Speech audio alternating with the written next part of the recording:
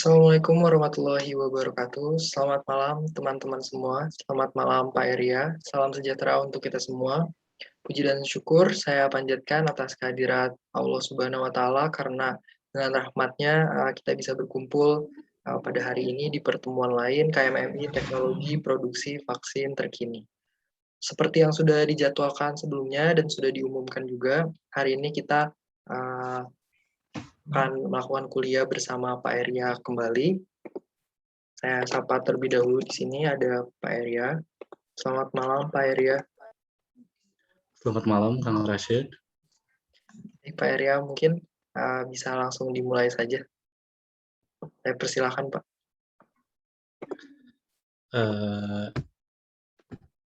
Terima kasih Kang Rashid atas sambutannya.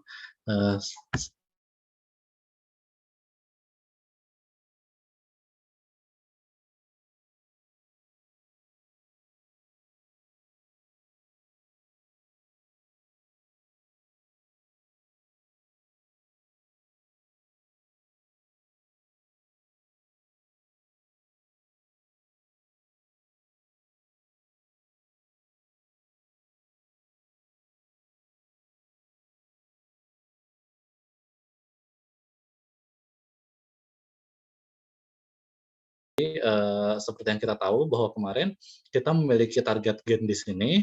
Kemarin sudah kita bahas bahwa target gen kita contohnya adalah hepatitis B surface antigen, yaitu antigen yang ada di permukaan virus hepatitis B, dilanjutkan dengan kita melakukan konstruksi plasmid. Jadi si gen ini kita sambungkan ke dalam plasmid sehingga menjadi suatu plasmid yang utuh, dan kita melakukan replikasi plasmid sehingga plasmid tersebut menjadi banyak dan plasmid tersebut ditransformasikan. Kemarin transformasinya ada beberapa cara, baik itu menggunakan electric shock maupun heat shock seperti itu.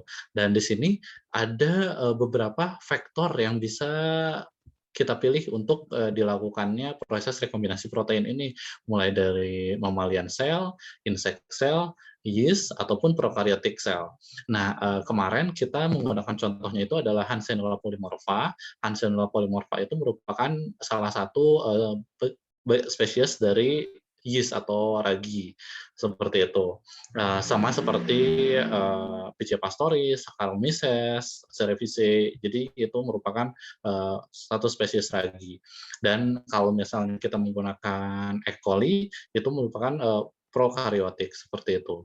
Dan setelah ditransformasikan plasmid yang sudah kita konstruksi ini ke dalam salah satu vektor ini, dan akan diproduksikan rekombinan protein yang akan kita produksi seperti itu. Nah, ada beberapa konsiderasi atau ada beberapa pertimbangan yang harus kita tentukan sebelum memilih sel vektor, salah satu vektor ini. Yang harus kita pertimbangkan adalah laju, yang pertama adalah laju produksi protein yang kita inginkan. Jadi kita harus mengetahui di protein yang kita akan produksi itu paling cepat dan akan paling banyak diproduksikan di vektor yang mana, seperti itu. Dan yang kedua adalah ketersediaan modifikasi post-translasi. Biasanya sel di atas prokaryotik ini, 3 sel ini, dia bisa melakukan modifikasi pasca translasi. Contohnya seperti penambahan poly A tail atau polyadenine tail. Jadi di proteinnya itu ditambahkan beberapa bahasanya itu poly A, jadi asam amino E, seperti itu, adenin. Nah, terus bisa juga modifikasi pasca translasinya menggunakan proses capping. Jadi di proteinnya itu dilakukan proses capping atau diberikan topi seperti itu. Nah, juga yang harus kita pertimbangkan itu purifikasi proses selanjutnya. Nah, ini jadi berbeda berbeda selnya, itu pun pasti akan menghasilkan impurities atau pengotor yang berbeda juga. Misalnya, kita akan produksi di E. coli, di prokaryotik. Di prokaryotik E. coli itu tidak hanya memproduksi protein kita, tetapi juga memproduksi protein-protein lainnya, dan bahkan mungkin ada pengotor-pengotor lainnya, seperti ada lipid, ada juga protein lainnya, ada juga karbohidrat dan lain sebagainya seperti itu. Jadi kita harus mempertimbangkan proses pemurnian selanjutnya seperti itu. Nah, di sini saya akan menjelaskan beberapa pilihan untuk proses pemurnian protein. Tetapi sequence ini kita bisa mengkombinasikannya dan juga bisa urutannya itu berubah-ubah seperti yang saya katakan kemarin. Nah, di sini ada proses homogenizing. Jadi proses homogenizing ini adalah suatu proses pemecahan sel. Di sini sel yang asalnya utuh seperti ini dan mengandung protein-protein yang akan kita produksi sehingga menjadi hancur seperti ini dan dihasilkannya sel debris dan protein kita akan keluar dari sel tersebut. Nah, biasanya metode ini digunakan untuk proses lisis suatu sel yang protein kita ini diproduksinya di dalam sel atau berupa intraselular. Jadi kalau misalnya kita produksinya secara ekstraseluler, kita tidak membutuhkan proses ini. Seperti sudah kita bahas kemarin, kemarin kita desain plasmidnya itu ada, di plasmidnya itu ada region TOR-A peptida signaling. Nah, kalau TOR-A peptida signaling itu, dia peptidanya bisa disekresikan keluar sel, berarti proteinnya ekstraseluler. Nah, ekspresi protein secara ekstraseluler itu tidak membutuhkan proses homogenizing ini, seperti itu. Nah, proses homogenizing ini prinsipnya adalah di sini kita bisa lihat alatnya kurang lebih seperti ini. Kalau misalnya nanti teman-teman masuk ke industri ya, ini alat skala besarnya, alat kecilnya pun mirip seperti ini, hanya saja berbeda beberapa kontrolnya. Di sini kan ada tipe kontrol-kontrolnya. Nah, alat kecilnya mungkin ada perbedaan di situ, tetapi prinsipnya semuanya sama, prinsipnya seperti ini. Jadi ini adalah suatu inletnya.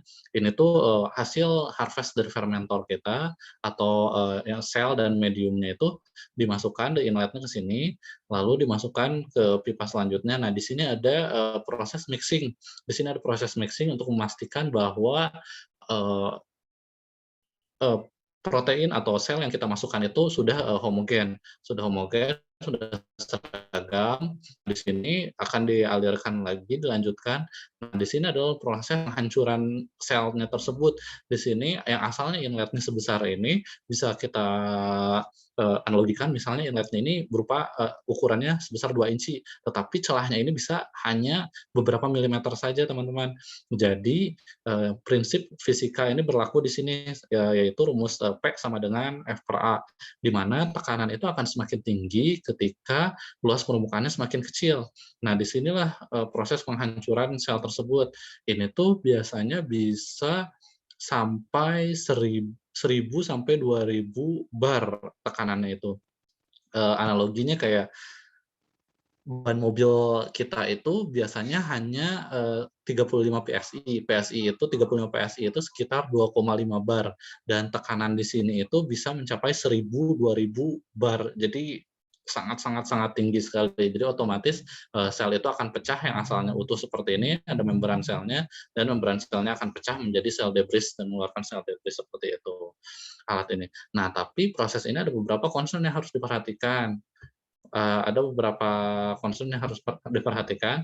Di sini proses ini adalah proses yang bertekanan sangat tinggi, sehingga kita harus melakukan optimasi terhadap kecepatan inlet ini, karena kecepatan inlet ini akan mempengaruhi nanti tekanannya itu sebesar apa yang bisa dihasilkannya. Jadi kita harus melakukan optimasi dulu gitu, dengan celah sekian milimeter, dengan kecepatan flow inletnya seberapa besar, nanti tekanan yang dihasilkannya seberapa besar, seperti itu. Nah, dikarenakan ini prosesnya adalah proses yang bertekanan tinggi, jadi otomatis ini tuh proses yang akan menge-generate panas, akan menghasilkan panas yang sangat tinggi juga.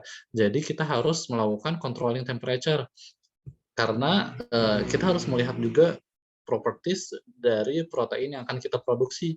Apakah dia termolabil, apakah termostabil. Jadi kalau misalnya termolabil, kita harus perhatikan, karena proses penghancuran sel ini dia bisa mengenerate panas dan menghancurkan protein kita juga gitu. Jadi tidak hanya selnya yang hancur, tetapi protein kita juga bisa hancur karena suhunya yang terlalu tinggi. gitu. Dan kita juga harus bisa mengetahui lisis parameter, eee, sejauh mana sih yang kita inginkan bahwa selnya itu lisis, seperti itu. Nah, di sini, harus ditambahkan protease inhibitor, karena ketika sel itu pecah, otomatis, bukan hanya protein kita saja yang akan dikeluarkan oleh sel itu, tetapi juga banyak protease yang akan dikeluarkan, dari sel lisatnya. Dan protease itu dapat menghancurkan protein kita, makanya perlu ditambahkan, suatu protease inhibitor, seperti itu. Selanjutnya,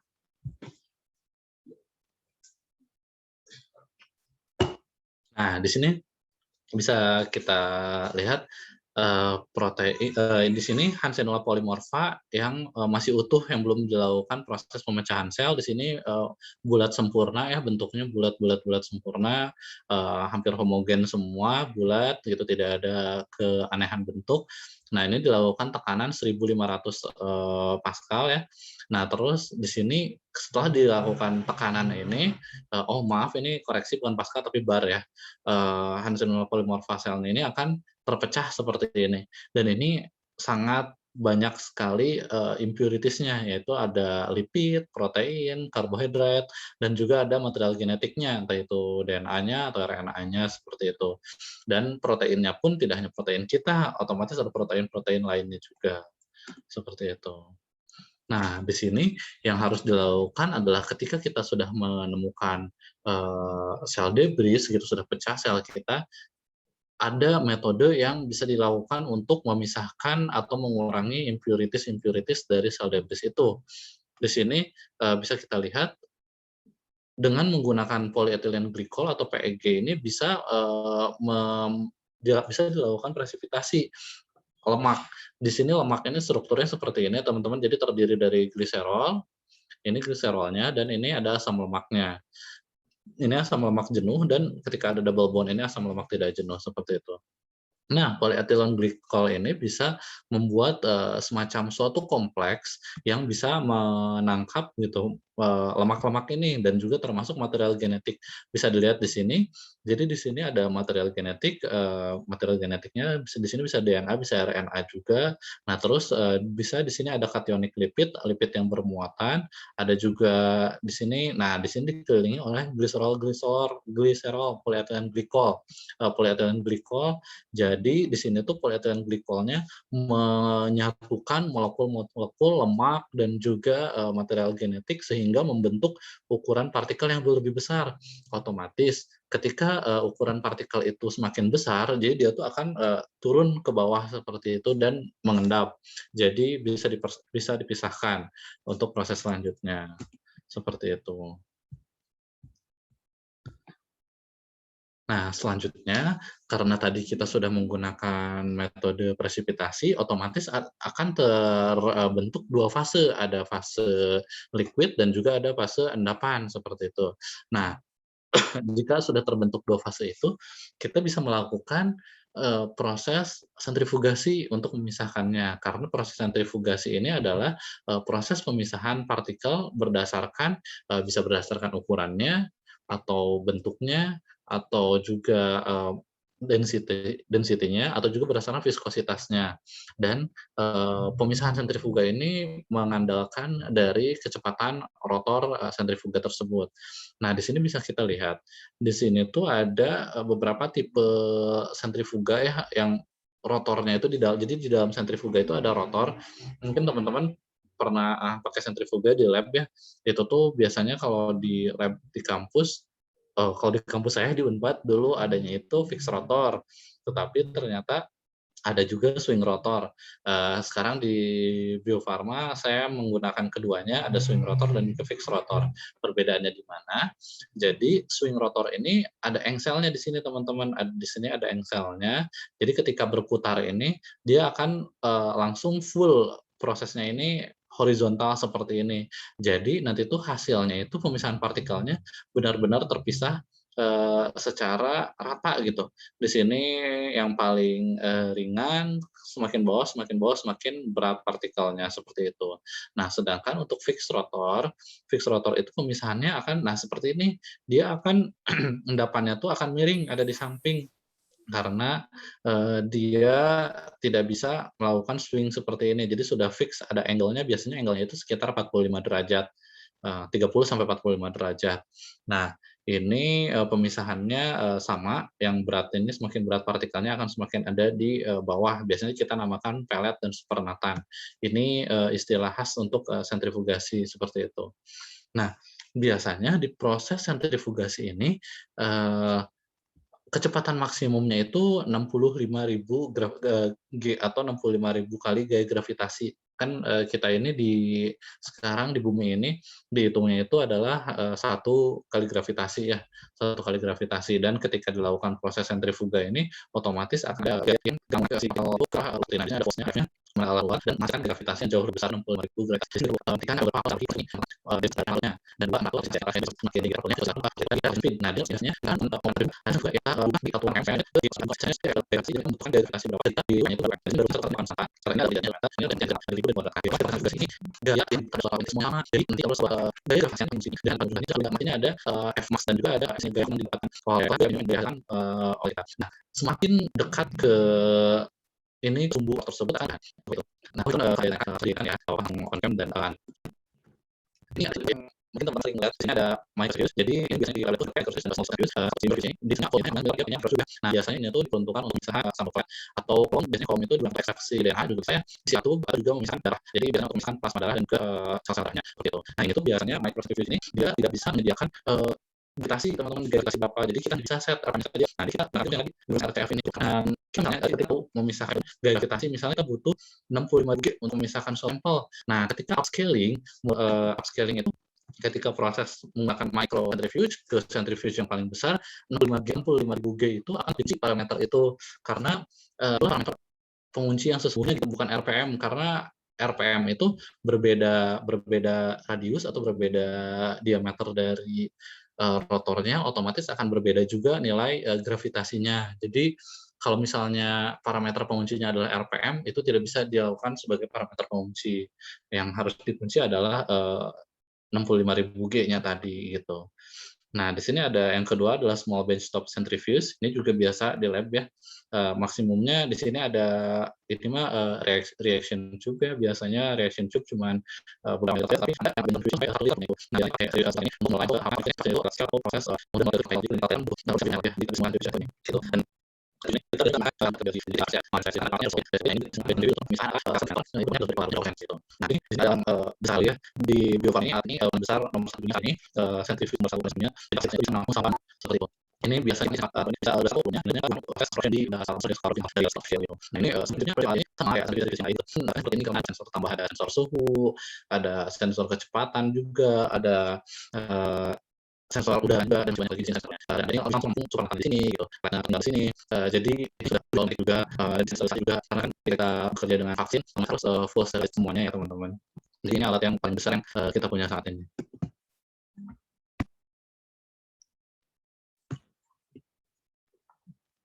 Nah, di sini ada temannya sentrifuga yang tadi namanya ultracentrifugation. Ultracentrifugation ini jadi proses sentrifuga sama prinsipnya sama sentrifuga kayak tadi betul-betul sama. Hanya saja di sini RPM sangat tinggi, bisa nyampe 150.000 M dan alat yang kita punya saat ini bisa mencapai kurang lebih 1 juta kali gravitasi. Kalau yang tadi hanya 65.000 gravitasi ya. Nah, yang ini kan hanya 65.000 gravitasi. Kalau ultracentrifuge ini dia bisa nyampe 1 juta kali gravitasi. Nah, di sini itu dia menggunakan alatnya nggak besar dan volume sampelnya sangat kecil ya, tetap sangat tinggi. Nah, ini tuh alatnya karena diputarannya sangat cepat sekali, maka dari itu ada partikel udara yang saling bergesekan dan otomatis dia itu menghasilkan panas. Otomatis dia menghasilkan panas dan seperti yang kita diskusikan tadi sebelumnya bahwa proses sentrifuga ini ada satu parameter yang harus kita jaga yaitu suhu. Jadi ketika suhunya itu naik, ini kan ada generate heat ya. Ketika suhunya itu naik, otomatis viskositasnya juga akan berubah dan itu akan cukup mengganggu proses pemisahan gitu. Makanya di sini ada penambahan di alat ini ada namanya vacuum chiller. Nih bisa kita lihat teman-teman di sini ada vacuum chiller-nya. Ini alatnya mungkin sebesar mesin cuci yang 2 tabung ya, sebesar itu alatnya itu nggak begitu besar. Nah, di dalamnya itu ada chamber-nya seperti ini, ada chamber, ini rotornya, dan ini centrifuge tube-nya. Jadi di sini kita naruh sampel. Sampelnya itu sangat sedikit sekali. Satu tube ini yang kita punya saat ini paling besar itu hanya 35 mililiter. 35 mililiter gitu. Nah, jadi di sini kita tambahkan vacuum chiller untuk menyedot udara yang ada di chamber sehingga meminimalisir terjadinya gesekan antar partikel udara, jadi tidak akan terjadi peningkatan suhu seperti itu. Nah, karena ini prosesnya perputaran yang sangat kencang, jadi kita juga harus perhatikan kekuatan dari rotor. Biasanya kita harus tahu dulu, misalnya kita akan menggunakan putaran sampai 1 juta kali gravitasi. Nah, itu kita harus menggunakan material rotor seperti apa, gitu. Sejauh ini ada beberapa tipe pilihan material rotor, ada yang dari titanium, ada yang dari karbon, seperti itu. Jadi ada banyak sekali pilihannya. Nah, karena ini prosesnya menggunakan perputaran yang sangat cepat, otomatis, eee, dia tuh membutuhkan electric consumption yang tinggi. Jadi ini tuh, kalau kita di industri ya otomatis main hitung-hitungan juga ya kita sebagai, tim R&D, tidak hanya memperhatikan kualitas dari produknya saja, tetapi kita juga harus, kalau di industri itu kita harus memastikan bahwa produk yang akan kita buat itu, cost efisien juga gitu. Jadi ketika nanti dirilis ke pasaran harganya nggak terlalu mahal dan juga, masih affordable gitu. Jadi mesin ini tuh elektrik konsumsinya sangat besar sekali. Jadi kita harus melakukan pertimbangan itu juga dan melakukan kalkulasi itu juga, gitu. Nah, di proses ultrasentrifuga ini ada, 2 istilah cara pemisahannya. Ada yang namanya rod zonal centrifugation atau, biasanya, umumnya itu namanya zonal centrifugation saja dan juga isopycnic centrifugation. Jadi, perbedaannya itu adalah kalau yang zonal ini, dia pemisahannya berdasarkan, berat partikelnya, tetapi kalau yang isopycnic ini berdasarkan density, seperti itu. Nah ini, mmm sebenarnya mirip, pemisahannya mirip juga, tetapi biasanya yang di yang perbedaannya ada di pelarutnya. Karena ketika di zonal centrifugation ini adalah, pelarutnya itu massa jenis pelarutnya itu biasanya lebih kecil daripada, massa jenis partikelnya, seperti itu. Nah, jadi kalau misalnya kita memiliki, ultrasentrifuga yang sangat tinggi kecepatannya, disarankan harus benar-benar memperhitungkan zonal centrifugation-nya ini. Karena kalau misalnya terlalu tinggi, larutannya nggak proper, itu tuh sampel kita akan mengendap full di bawah menjadi pelet semua gitu, tidak akan terpisah seperti ini, band-band seperti ini. Nah, ini kan bisa dilihat ya ukuran partikel yang paling besar ada di bawah, ukuran yang sedang selanjutnya paling kecil, seperti itu. Nah, kalau yang ini adalah isopycnic centrifugation. Jadi, ini tuh tidak berdasarkan, berat partikelnya atau ukuran partikelnya, tetapi berdasarkan density. Mmm. Nah, ini tuh biasanya, dia tuh bisa digunakan untuk, sentrifugasi dan kecepatan tinggi. Karena di sini tuh biasanya menggunakan suatu larutan yang densitasnya sangat tinggi. Dan di sini tuh, partikel-partikel ini tuh akan terdistribusi sesuai densitas, larutannya. Nah, jadi si pelarut dari sampel itu di paling bawah ini biasanya densitasnya paling tinggi. Biasanya kita disebutnya, Cation solution, jadi larutan bantalan. Ini tuh larutan bantalan ini bisa mencegah protein atau sampel kita itu mengendap ke dasar tabung. Nah, jadi, protein walaupun ini ukurannya kecil proteinnya, tetapi ketika density-nya tinggi, dia akan terdistribusi di, pelarut yang densitasnya tinggi di bawah ini. Dan selanjutnya seperti itu. Berarti, ketika ada band atau pita di sini, dia tuh densitas, proteinnya itu paling rendah daripada yang lainnya. Walaupun ukuran partikelnya belum tentu paling rendah daripada yang lainnya, seperti itu. Nah, kita lanjut ke metode selanjutnya, ada metode kromatografi. Mungkin di sini teman-teman juga sudah biasa menggunakan kromatografi di kampusnya. Ada beberapa macam kromatografi yang akan saya jelaskan di sini. Salah satunya yang kita gunakan di Bio Farma itu ada ion exchange chromatography atau kromatografi penukar ion. Nah, ini alat kromatografi skala industri. Jadi yang biasanya kita menggunakan kromatografi skala lab itu kolomnya paling hanya sebesar ya kecil lah ya, paling diameternya hanya 2 sentimeter, panjangnya itu 30 atau 50 sentimeter. Nah, sedangkan ini ketika di skala industri, kolomnya itu sebesar ini, ya ini orangnya sebesar ini, kolomnya sebesar ini tuh biasanya kolomnya diameternya itu bisa sampai 1,2 meter. Diameternya bisa sampai 1,2 meter, seperti itu. Jadi besar sekali. Nah ini, sistemnya, ini tuh, sistem kromatografinya dia biasanya terdiri dari pompa-pompa untuk mompa sampelnya, mompa larutan-larutannya, dan juga ada sensor-sensornya. Di sini nanti saya akan, jelaskan, detail alatnya. Nah, di sini biasanya ada alat untuk mengontrol kolomnya juga. Jadi, di sini satu orang biasanya mengontrol sekian banyak alat seperti itu. Ini biasanya ada slurry tank atau, resin. Jadi tank bekas biasanya pakai untuk resin warna gitu. Bicara kromatografi, berdasarkan prinsipnya, resin kromatografi itu dia memisahkan, protein yang protein yang dimasukkan itu akan diikatkan, dengan material di kalau kita membentuk fase stasioner.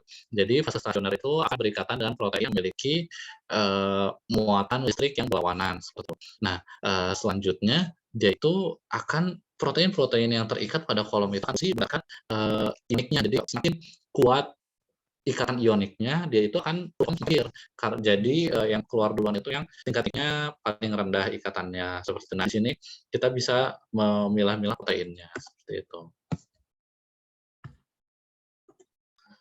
Nah, ini yang tadi saya jelaskan, alat kromatografi di industri itu, kompleksitasnya cukup tinggi. Nah, tadi yang di paling kiri itu gambarnya kan ada kronologi sistem yang saya sebutkan. Nah, itu dari pompa. Ini ada A1 sampai A10. A1, A2, A3, dan seterusnya sampai A10. Ini pompa prot. Dan sini juga ada B1 sampai dengan B6. Itu ke rekan-rekan yang ada di inlet B. Dan di sini ada pompa ya, ada pompa A dan pompa B. Sehingga sistem kromatografi ini dia memungkinkan untuk terjadinya mixing larutan di dalam sistem ini seperti itu. Jadi yang A-nya masuk, yang B-nya juga masuk, dan di sini akan terjadi mixing antara inlet A dan B. Nah, di sini ada beberapa sensor, ada flow sensor, ini ada pressure sensor, ada conductivity sensor, seperti itu. Dan juga di sini ada bubble trap. Nah, ini adalah sesuatu yang paling penting kromatografi ini, karena sistem kromatografi ini, musuh besarnya adalah gembung udara. Kalau misalnya gembung udara itu akan menyebabkan pemisahannya tidak bagus karena bisa merusak, resinnya. Makanya di sini ada bubble trap, nah setelah ada filter, ini ada filter larutan, ini adalah, valve atau katup gitu ya. Ini, filter, nah di sini ada pressure transmitter, flow transmitter, nah ini ada pengukur pH, seperti itu. Nah, di sini ada air sensor, di sini tuh ada sensor penyelamat banget. Jadi ketika masih tetap ada gembung udara yang, lolos dari ini, dia akan terbaca oleh ini. Jadi, sistemnya akan memberikan dan langsung berhenti gitu, langsung berhenti, jangan sampai si bubble itu, air bubble itu, gelembung udara itu masuk dalam kolom-kolomnya. Di sini kolomnya bisa menggunakan 2 kolom sekaligus kalau sistem kromatografi itu. Nah, di sini ketika setelah melalui kolom, tadi sampel masuk melalui kolom, terus keluar, disambut lagi dengan, sensor-sensor, ada sensor pressure, conductivity, pH. Nah, ini sensor yang paling penting di kromatografi adalah sensor UV. Sensor UV ini dia bisa membaca protein.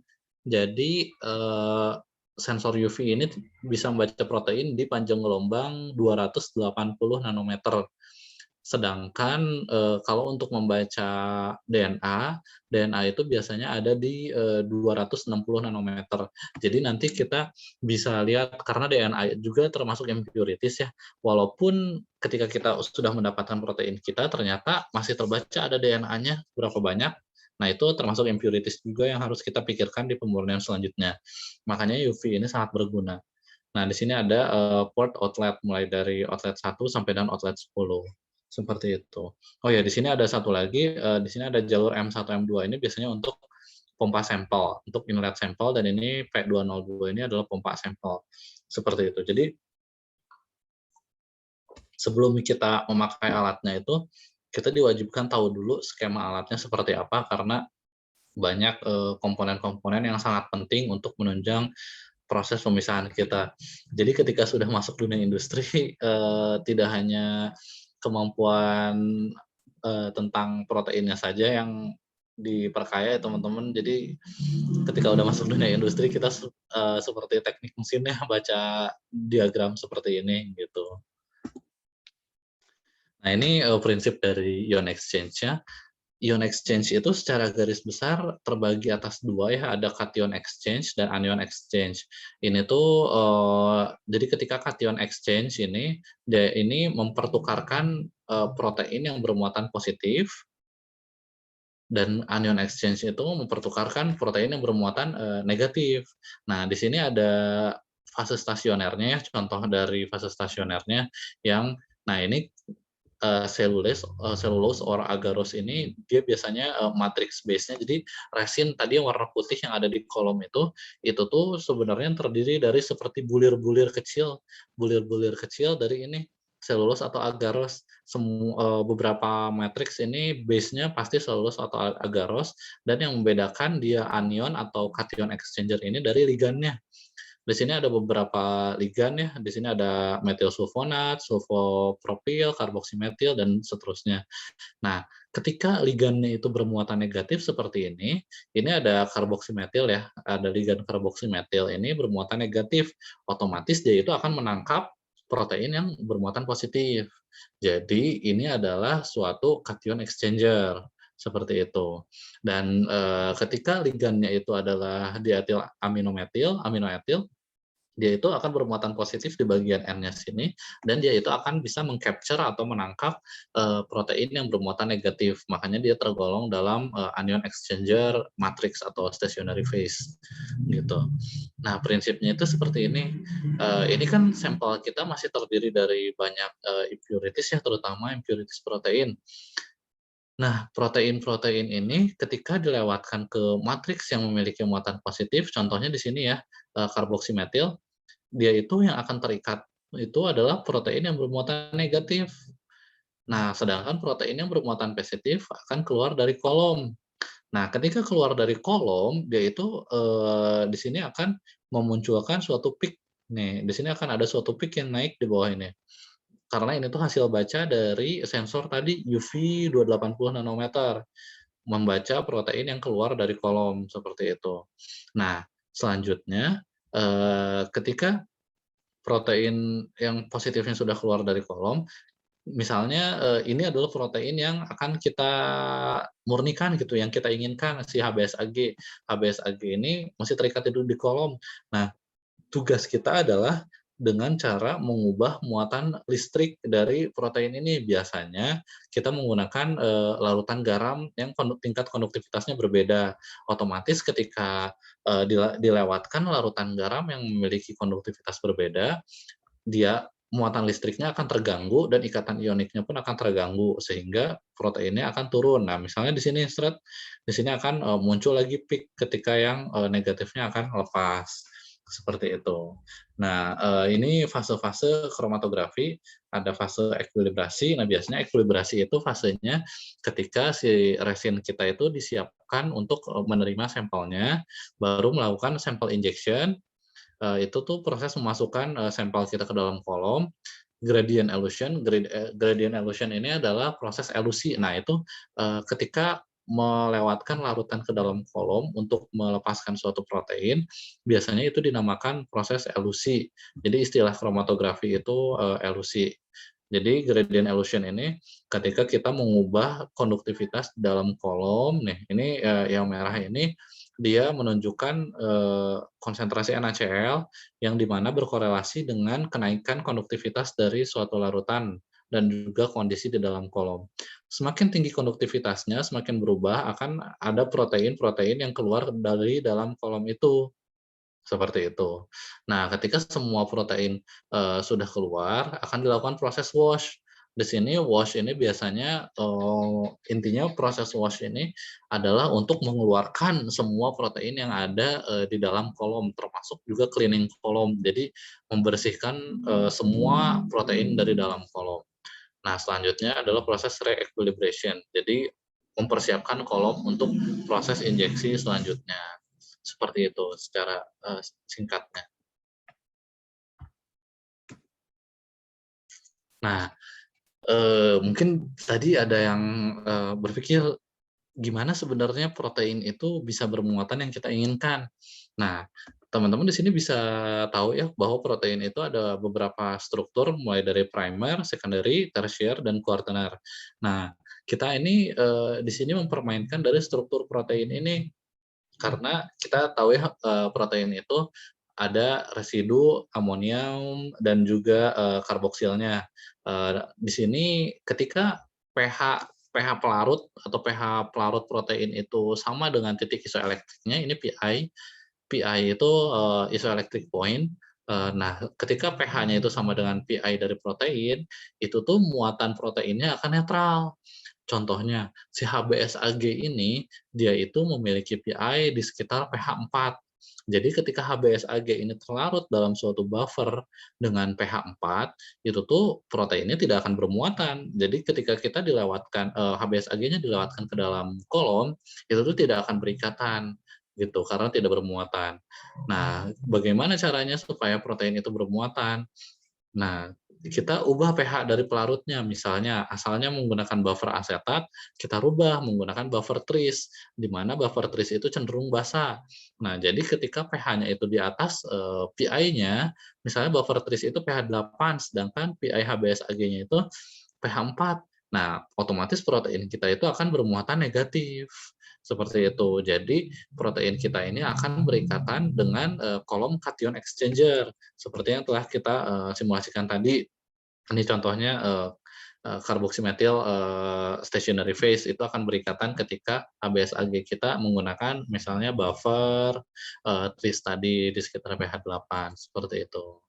Dan sebaliknya ketika ingin protein kita bermuatan positif, otomatis kita harus mengganti buffernya itu ke buffer yang pH-nya di bawah pH poin isoelektriknya seperti itu. Jadi akan bermuatan positif dan ini ketika dilewatkan di kolom yang memiliki cation exchanger yang stationary phase-nya cation itu tidak akan bisa berikatan. Jadi bisa langsung keluar dari kolom. Ketika dilewatkan ke dalam matriks yang anion exchanger ya akan terikat seperti itu. Intinya sebaliknya teman-teman, kalau misalnya protein kita bermuatan positif, dia akan berikatan di matriks yang negatif. Nah, ini ada tipe kromatografi yang kedua. Biasanya ini di luar ini, di internasional ini common-nya dengan bahasanya size exclusion chromatography. Tapi mungkin kalau misalnya di kampus kita dulu belajarnya kromatografi filtrasi gel ya. Nah, itu sama saja, tetapi yang lebih umum di dunia industri biasanya disebutnya size exclusion chromatography atau eksklusi kromatografi berdasarkan ukuran. Nah, kalau yang tadi pemisahan proteinnya berdasarkan muatan listrik, kalau yang ini itu pemisahannya berdasarkan ukuran dari proteinnya. Nah, ini analoginya ini seperti ini. Ini adalah resin. Nah, resin itu yang tadi warna putih itu seperti saya bilang dia tuh terdiri dari beads-beads kecil yang dia itu memiliki pori di dalamnya. Porinya tuh seperti ini. Nah, ini tuh biasanya porinya itu ada ukuran tertentu seperti ini ilustrasinya. Jadi ketika protein kan kita ini sampelnya terdiri dari berbagai protein dan berbagai macam ukuran ya. Ketika protein yang besar ini dia masuk ke kolom, dia ini tidak akan masuk ke pori-pori. Jadi dia itu akan langsung masuk melewati celah-celah beads. Jadi kan ada banyak beads gitu. Jadi tidak akan masuk ke dalam beads-nya, tetapi melalui pinggir-pinggir beads-nya seperti itu. Dan dia itu biasanya akan keluar dari kolom lebih cepat. Jadi kalau misalnya protein kita itu ukurannya lebih besar daripada impurities-impuritiesnya, otomatis dia akan keluar lebih cepat dari kolom. Sedangkan impurities yang kecil-kecil itu akan perjalanannya lebih jauh, lebih panjang karena harus melewati pori-pori yang kompleks ini sehingga bisa keluar dari kolom seperti itu. Nah, di sini ilustrasinya juga asalnya berbagai macam ukuran, di tengah-tengah seperti ini. Nah, ini ukuran yang lebih besarnya akan masuk melalui celah-celah beads seperti ini. sedangkan yang kecil-kecilnya akan melalui perjalanan yang lebih panjang masuk ke dalam beads-beads itu. Seperti itu. Ini size exclusion chromatography kurang lebih seperti ini. Nah, jadi kita tuh harus benar-benar kenal dengan protein, interest kita. Misalnya si HBsAg, kita harus tahu PI-nya ada di berapa, ukurannya itu berapa, dan juga selain kita kenal dengan protein yang kita inginkan, kita juga harus tahu bahwa protein pengotornya itu seperti apa properties-nya, kayak tadi, dia tuh PI-nya berapa-berapa juga, dan ukurannya berapa juga, sehingga kita bisa menentukan gitu, si pori-porinya ini yang cocok itu berapa. Misalnya protein kita itu ukurannya itu 45 nanometer, sedangkan protein, impurities-nya itu banyaknya di atas 45 nanometer.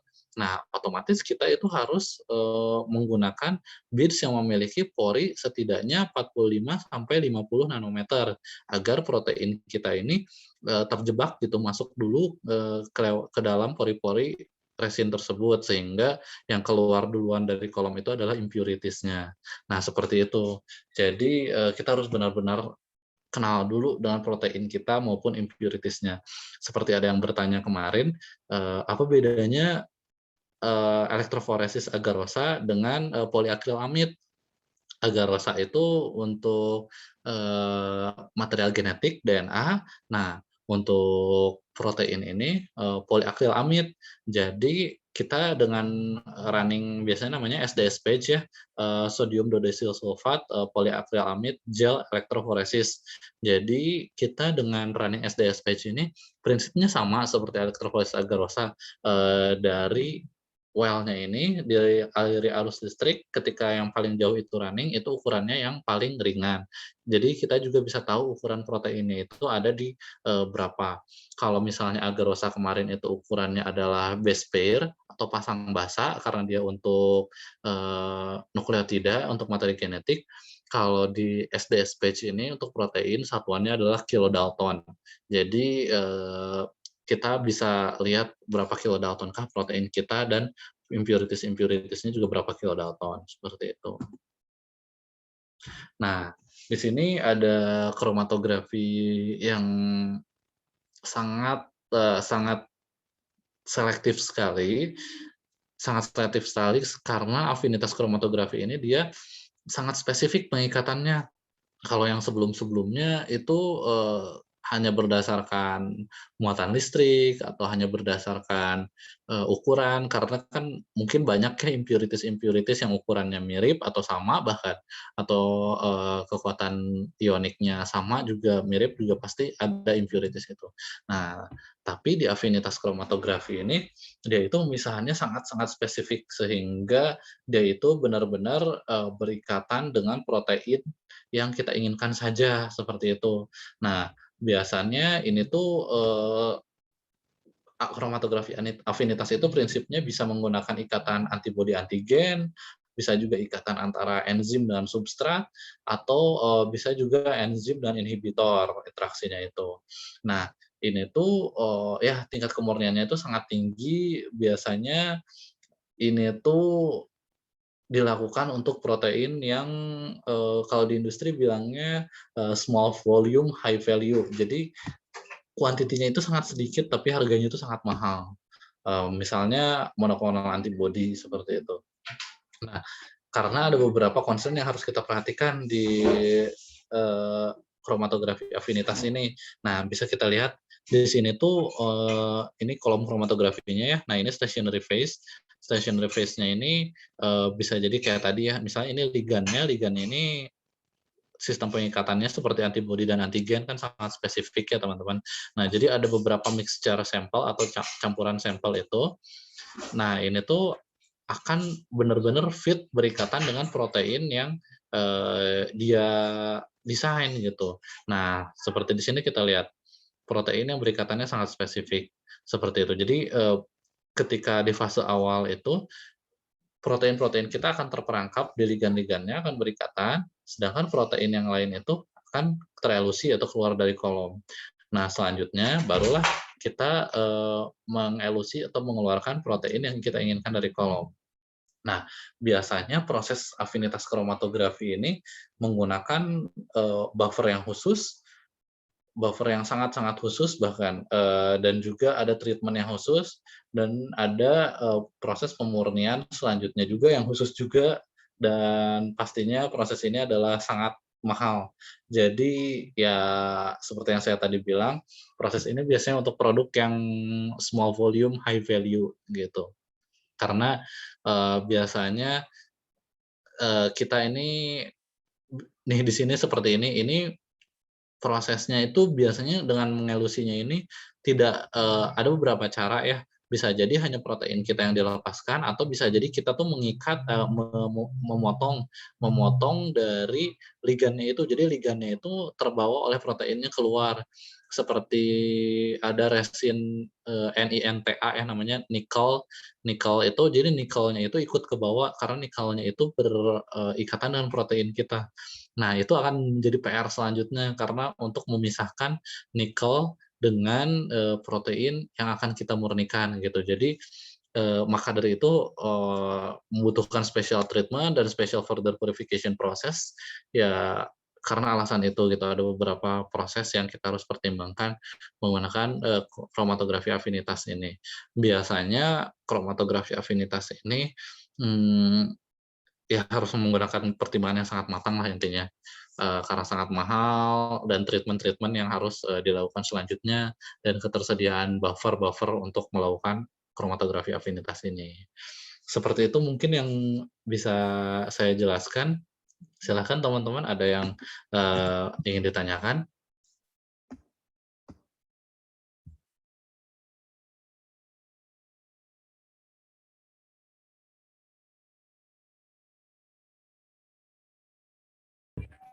Rashid sepertinya masih di mute. Mohon maaf, Pak. Terima kasih banyak Pak Eri atas materinya. Mungkin kita ada beberapa pertanyaan, tapi untuk 2 pertanyaan yang paling awal itu ada dari Mega dan juga Dava. Mungkin saya akan memberi kesempatan untuk mereka bertanya secara langsung ya, Pak. Boleh boleh, silakan pertanyaan secara langsung. Bisa berkenalan juga sekaligus. Ini ada Mega dan Dava, boleh mulai dari Mega, silakan pertanyaannya. Iya, selamat malam Pak. Perkenalkan nama saya Mega Utami dari Sekolah Tinggi Teknologi Industri dan Farmasi Bogor. Ini bertanya nih, kan banyak banget kan platformnya tadi. Nah, itu melalui banyak proses. Nah, kira-kira sehari ini tuh mampu memproduksi berapa vaksin gitu? Maksudnya kayak ada berapa jumlah gitu, berapa sih? Kan ini prosesnya panjang banget. Terus dari semua tahapan sama proses yang paling sulit gitu menurut Bapak, itu apa sih Pak, kayak platform mana gitu yang paling susah, terus dan cost-nya yang paling murah dan yang paling mahal tuh di platform mana sih gitu sih Pak. Terima kasih Oke. Pak. Mungkin saya langsung jawab aja ya Rashid ya? Ya Pak, silakan Pak. Ya makasih Mega. Bener ya ini pertanyaan yang unik, realistis, untuk di lapangannya nanti 1 hari itu bisa produksi berapa vaksin. Ketika ya pengalaman saya ya, saya nge-handle beberapa project, rekombinan protein itu, kalau kita bicara tentang rekombinan protein vaksin, itu tuh, untuk menjalankan semua rangkaian mulai dari yang kemarin saya jelaskan, dari proses upstream sampai selesai proses downstream, sampai kita mendapatkan, protein murni yang kita inginkan itu, paling cepat itu 14 hari. 14 hari itu, jadi tiap hari kerja ya, dari Senin sampai Minggu ke Senin lagi gitu, 14 hari. Nah, biasanya 1 hari itu Mega hanya 1 proses, misalnya 1 hari itu hanya, kromatografi saja, 1 hari itu hanya, sentrifuga saja. Karena, banyak hal-hal lainnya yang harus kita persiapkan. Jadi nggak hanya, proses-proses utama yang seperti tadi saya jelaskan, tetapi kita juga harus melakukan uji-ujinya. Uji yang kemarin, salah satunya DCW, misalnya dry cell weight, atau, electrophoresis agarosa, atau SDS page, dan uji-uji lainnya gitu. Kita harus memastikan, proses yang kita jalankan sebelumnya itu adalah benar dan siap untuk dilanjutkan ke proses selanjutnya gitu. Nah, kalau misalnya bicara paling murah dan paling mahal, tadi Mega tuh nanya paling murah paling mahalnya di fase mana atau di platform mana? Di platform mana? Di platform tuh berarti kita memilih mikroorganisme ya? Iya. Nah, biasanya yang paling murah tentu saja yang prokaryotik ya. Prokaryotik itu handling-nya gampang, impurities-nya itu nggak terlalu banyak, dan juga banyaklah penelitiannya, jadi kita banyak bisa studi literatur juga. Jadi itu paling simpel biasanya.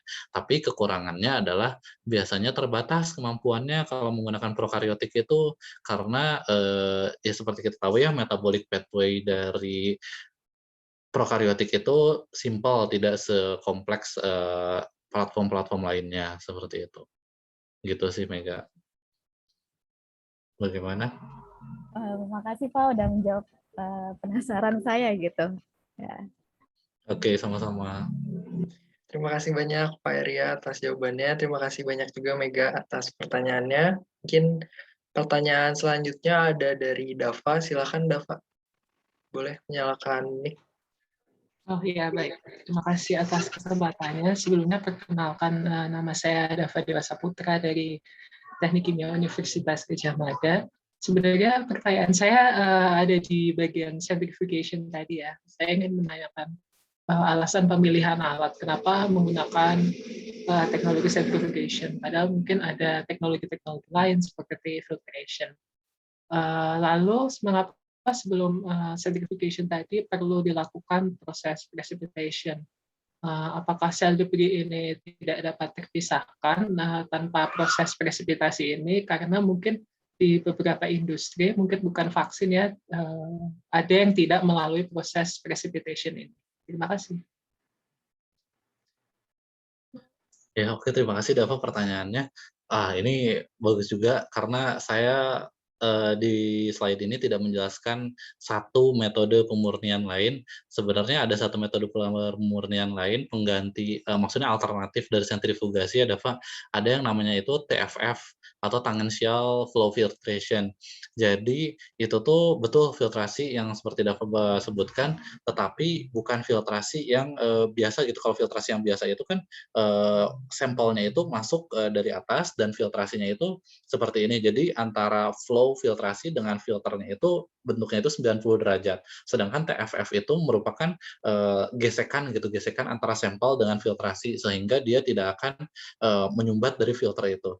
Nah, betul ada proses itu Dava. Jadi dengan menggunakan sistem TFF tadi kita tidak usah melakukan presipitasi karena dia itu bisa langsung memfilter gitu ya, memfilter protein atau sel yang kita inginkan.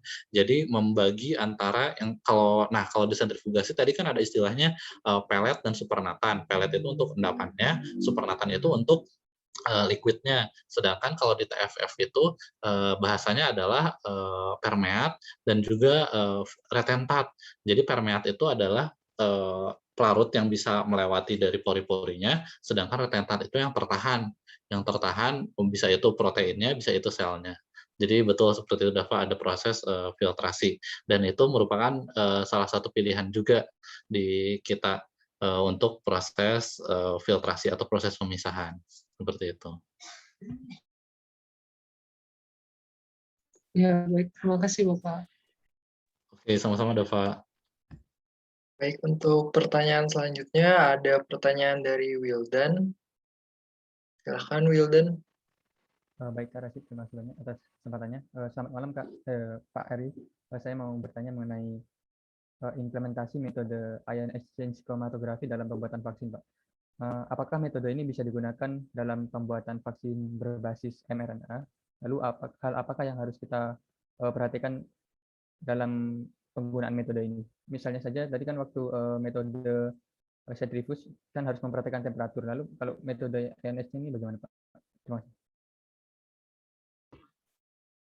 Nah itu, ini pertanyaannya lumayan berat ya karena terkait teknologi mRNA.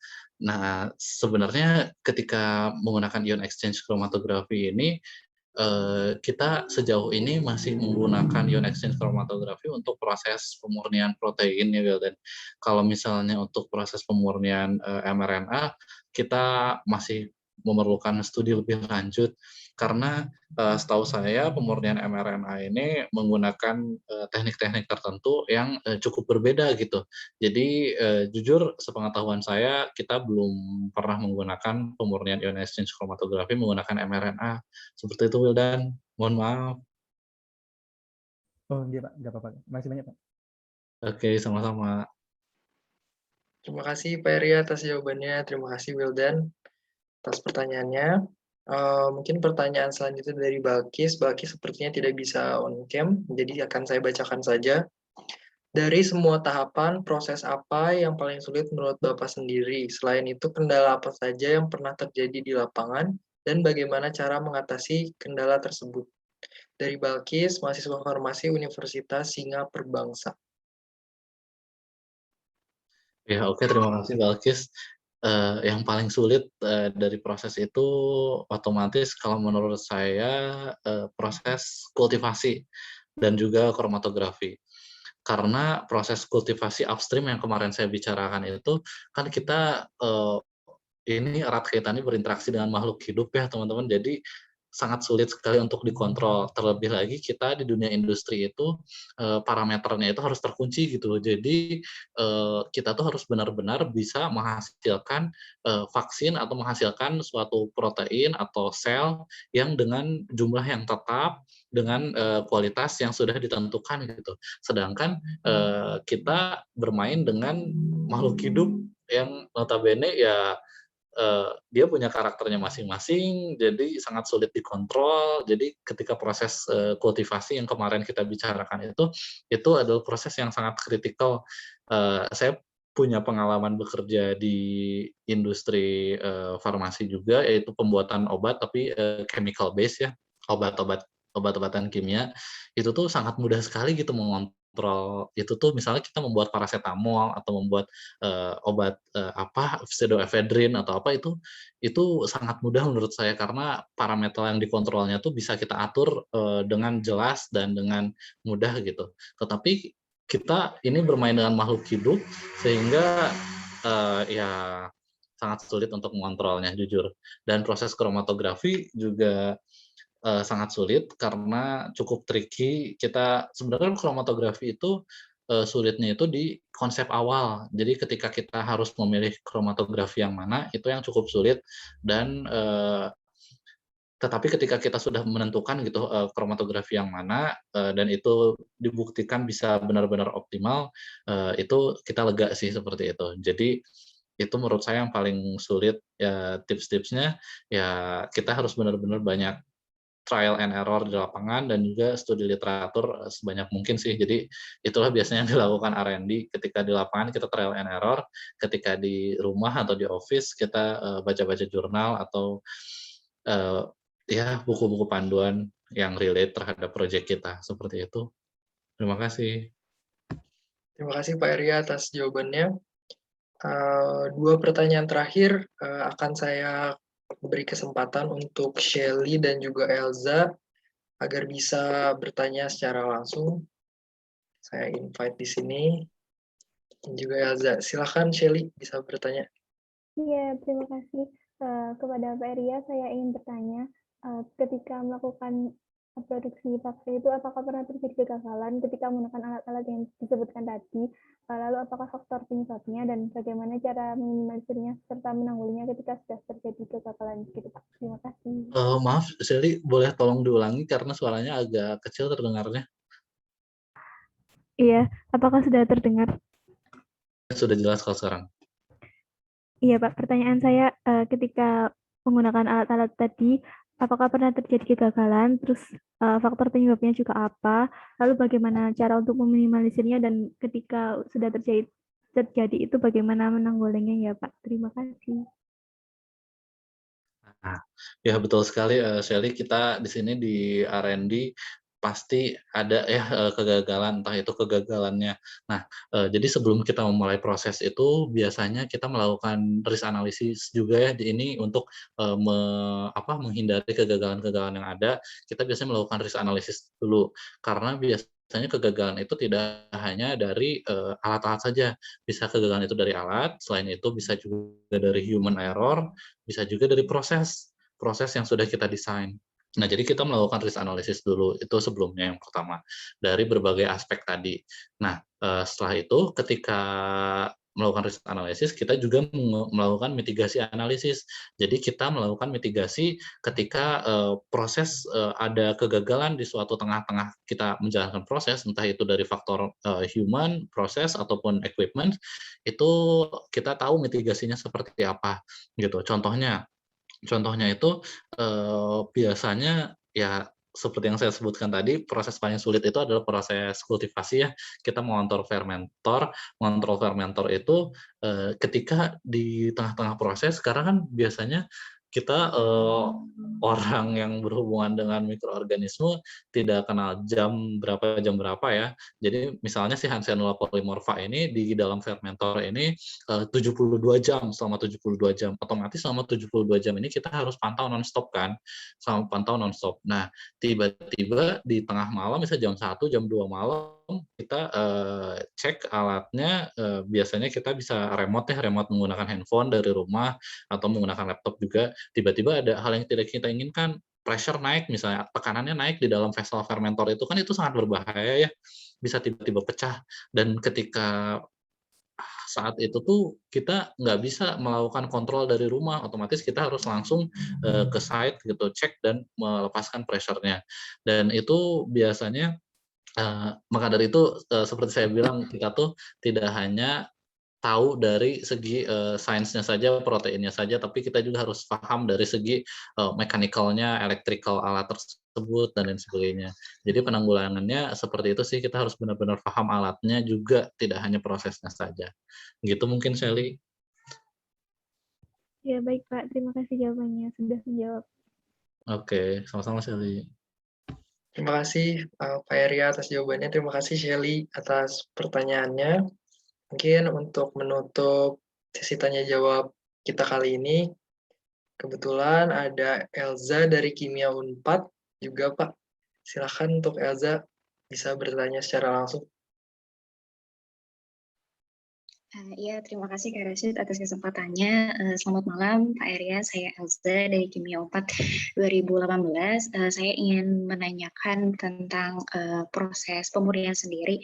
Gitu. Apabila protein yang kita murnikan ini ternyata hasilnya tidak murni ataupun jumlahnya yang sedikit, kira-kira optimasi apa aja yang bisa kita lakukan supaya bisa menghasilkan protein yang kita inginkan dengan optimal. Kemudian setelah protein yang berhasil kita murnikan ini, ada nggak ya evaluasi atau metode yang perlu kita lakukan untuk mengetahui apakah protein ini sudah benar-benar murni atau belum gitu Pak. Terima kasih.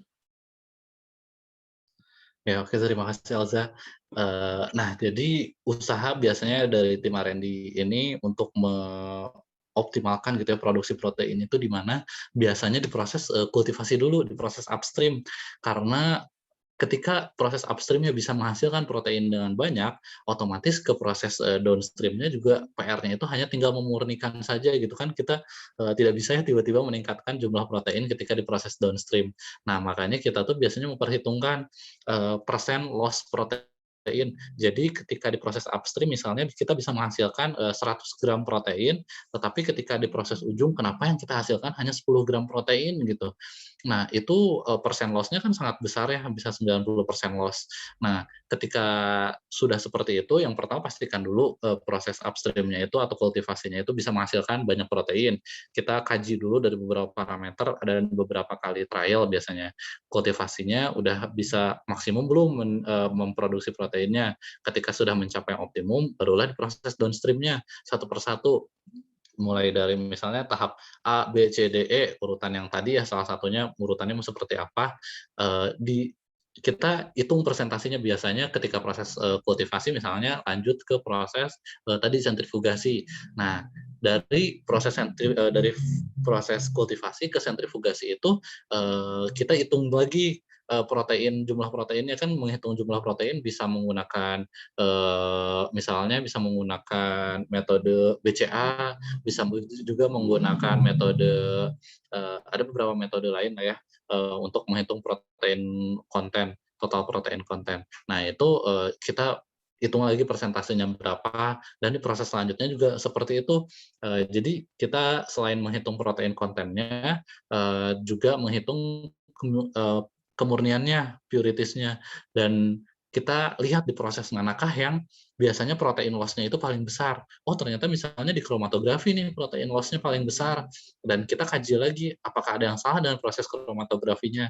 Kalau misalnya dari berbagai parameter kromatografinya udah betul tapi protein loss-nya masih besar, kemungkinan kita akan ganti metode kromatografi. Misalnya asalnya ion exchange kromatografi, kita bisa ganti dengan size exclusion kromatografi, seperti itu. Atau bahkan kita mengkombinasikan keduanya agar menghindari besarnya protein loss itu. Biasanya seperti itu sih, Elza. Begitu. Bagaimana? Baik, terima kasih, Pak.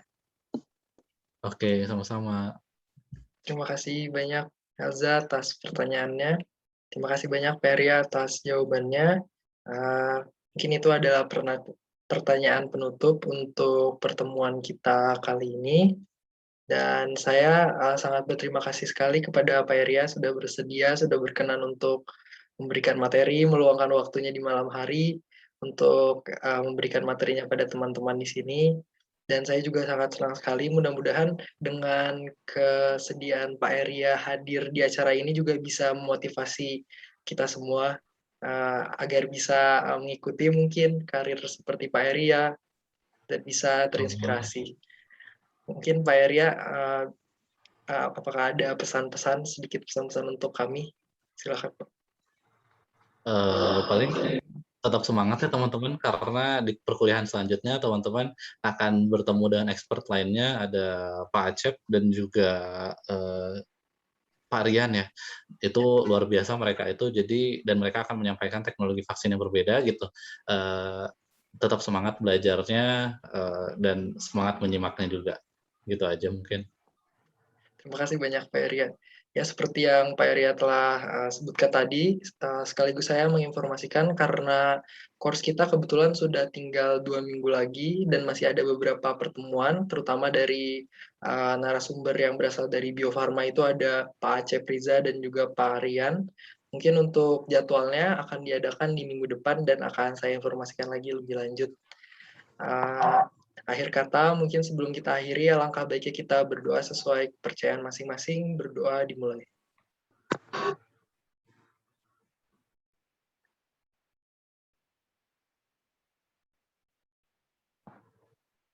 Doa selesai. Terima kasih banyak Pak Eria, terima kasih banyak teman-teman semua. Terima kasih. Assalamualaikum warahmatullahi wabarakatuh. Waalaikumsalam. Waalaikumsalam. Terima kasih Bapak. Terima kasih Kak. Terima kasih Pak. Kak.